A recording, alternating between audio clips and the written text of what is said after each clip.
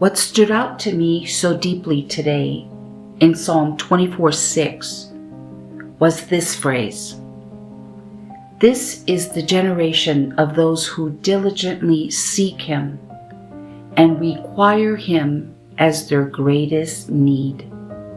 That word "require" struck me powerfully. Not merely want Him, not merely prefer Him, not merely acknowledge Him, but require Him, meaning I need Him. I cannot truly live apart from Him. He is not optional. He is not an accessory added onto my life. He is my greatest necessity. And honestly, that is exactly how I feel toward God when I am walking in the Spirit and seeking Him diligently. When I am in prayer, in fellowship, in meditation, in the Word, my heart truly feels I require Him. Not entertainment, not distractions, not earthly pleasures. Him, His presence, His fellowship, His peace, His nearness. And that is what makes this scripture so beautiful to me, because it describes something very real, but it also makes me confront something honestly within myself. Because there are times where this scripture is alive and true in me, and then there are other times where my actions begin contradicting it. For example, today, during this fast, I was tempted to break it. And honestly, I know myself enough to know it probably would not have stopped there.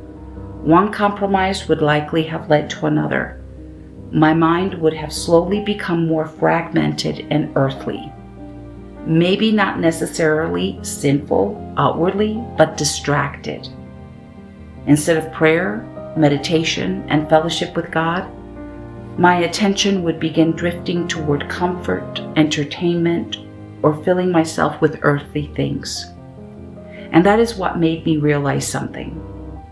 Perhaps diligently seeking Him and requiring Him as my greatest need go hand in hand. Because when I stop diligently seeking Him, something shifts inwardly. My spiritual appetite weakens, my focus scatters, other desires become louder, earthly things begin feeling more necessary than His presence. And then, even though I may still say, God is my greatest need, my actions reveal otherwise.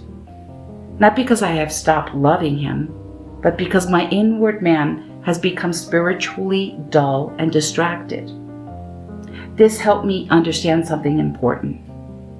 Requiring Him is not merely a feeling.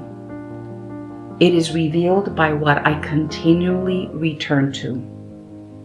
What I feed on, what I pursue, what I prioritize when left alone, what I hunger for when no one is watching. Because when I am truly seeking Him diligently, there's an inward awareness that nothing else can satisfy me the same way His presence does. And perhaps that is why fasting matters spiritually. Fasting exposes competing appetites. It reveals how quickly earthly desires can begin reclaiming territory in the mind and heart. Not because earthly things themselves are always evil, but because the flesh constantly tries to convince us that temporary satisfactions are our greatest need. But Psalm 24 says otherwise. The generation that ascends the holy hill of God are those who require Him as their greatest need. Not casually, not occasionally, but deeply, desperately, sincerely. And perhaps that is why Jesus said in Matthew 5, "Blessed are those who hunger and thirst after righteousness," because hunger itself reveals what the soul believes it truly needs.